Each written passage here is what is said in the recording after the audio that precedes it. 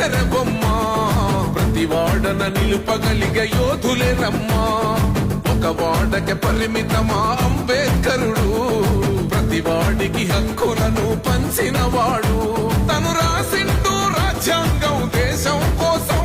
తను చేసిండు పోరాటం అందరి కోసం